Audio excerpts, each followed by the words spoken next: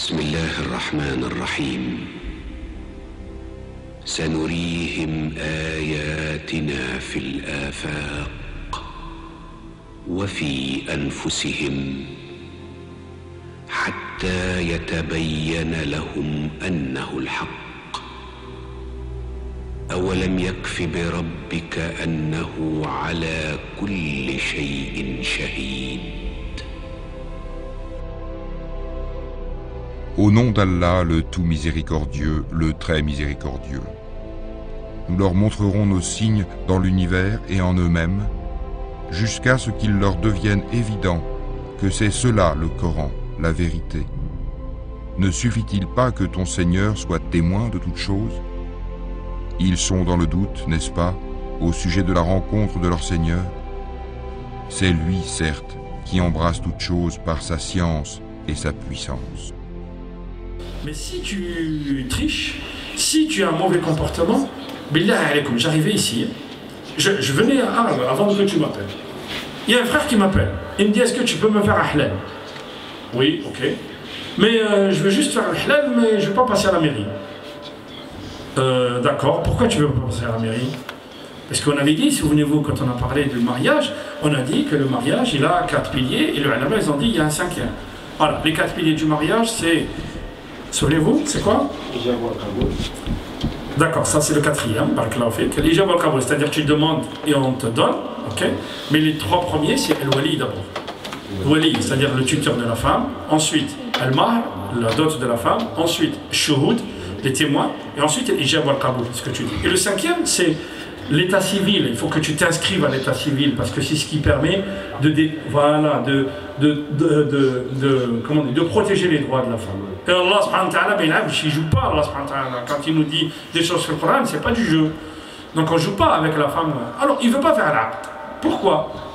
Parce que la femme qui va épouser, elle a déjà 2 enfants, il a touché les allocations. Si on fait l'acte, donc...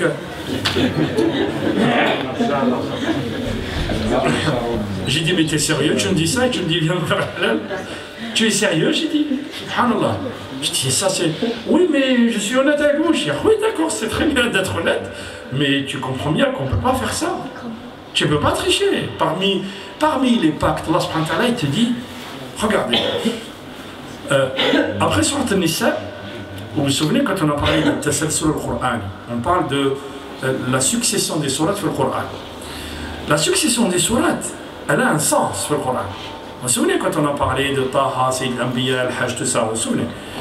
Quand vous lisez Surat al-Nisa, Surat al-Nisa, c'est une sourate où il y a plein de règles juridiques. Surat al-Nisa, elle parle de zawaj, elle parle de talaq, elle parle de la polygamie, elle parle de l'héritage, elle parle des relations, beaucoup de choses. Hein. Elle parle des relations internationales entre les musulmans et les non-musulmans. Elle parle de tout ça.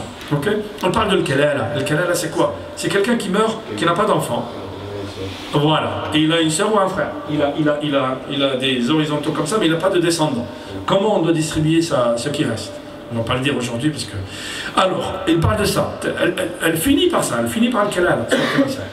Quand elle finit sur le Nisa, qu'est-ce qui commence après sur le Nisa? Surat al-Ma'ida. Comment elle commence sur al-Ma'ida? Elle commence Ya ayyuhalladhina amanu awfu bil uqud. Allah subhanahu wa ta'ala nous demande de respecter nos pactes. En fait, il résume tout ce qu'il a dit sur le Nisa, il le résume dans une ayah fi bidayat sur al-Ma'ida. Ça c'est ulum al-Qur'an. C'est comme ça quand on fait ulum al-Qur'an, c'est ce qu'on apprend. Donc Allah subhanahu wa ta'ala résume tout ce qu'il a dit sur le Nisa, il le résume fi ayah sur al-Ma'ida. Et il nous dit awfu bil uqud. Donc le pacte que tu signes, tu dois le respecter. Vivre dans cette société, ça veut dire accepter ses lois. C'est ça ce que ça veut dire. Ok? On ne te demande pas d'être d'accord ou pas. Ça veut dire que tu acceptes tes droits, que tu as une carte de séjour, que tu es français de nationalité. Que tu dois respecter la loi de la société dans laquelle tu vis. Donc tu ne dois pas tricher avec la société dans laquelle tu vis. Si tu triches, ça veut dire que le musulman il triche. Ça veut dire que tu donnes une mauvaise image de l'islam, subhanallah. Et je veux faire le halal, mais je ne veux pas passer à la mairie. La hawla wa la quwwata illa billah. Allah subhanahu wa ta'ala n'a jamais dit ça. Il m'a dit parce que je ne trouve pas d'imam. Eh bien je dis tu ne trouveras pas. Hein. Donc partant de ce principe-là, tu ne trouveras pas. Tu ne trouveras pas d'imam qui te fera un halal comme tu dis, parce qu'on est en train de jouer avec on est en train de jouer avec les règles qu'Allah subhanahu wa ta'ala a mis. Donc, ad'u ila sabili rabbika bil hikmati wal maw'izati al hasana wajadilhum billati hiya ahsan. Qu'est-ce que ça veut dire jadilhum billati hiya ahsan? Si tu dois avoir une discussion avec un non-musulman, tu dois lui parler de la meilleure manière qui soit. Mais pour lui parler de la meilleure manière qui soit, il faut que tu sois aussi savant.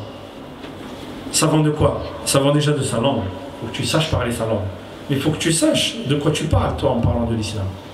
Ok? Il faut que tu saches de quoi tu parles. Il faut que tu connaisses un petit peu ta religion. Et tu ne peux pas connaître ta religion si, pareil, c'est ce qu'on dit toujours, si on ne vient pas à la mosquée, s'il y a des cours, si on n'apprend pas quand on est seul, si on passe son temps devant la télé. Ce sont des choses qu'on vit, les frères. Hein. C'est pas un reproche que je vous fais, non. Parce qu'on est tout le temps en train de se bagarrer contre ça. La perte de temps à la maison, quand les enfants ils regardent la télé au lieu de travailler ou de lire quelque chose, c'est n'importe quoi. ادعو إلى سبيل ربك بالحكمة والموعظة الحسنة وجادلهم بالتي هي أحسن إن ربك هو أعلم بمن ضل عن سبيله وهو أعلم بالمهتدين. Maintenant, الدعوة. Pourquoi tu fais الدعوة? Pourquoi Allah subhanahu wa ta'ala nous appelle et nous interpelle à appeler les autres gens à faire la da'wah? Allah subhanahu wa ta'ala في الأعراف dit وإذ أخذ ربك من بني آدم من ذريتهم من ظهورهم وأشهدهم على أنفسهم ألست بربكم قالوا بلى.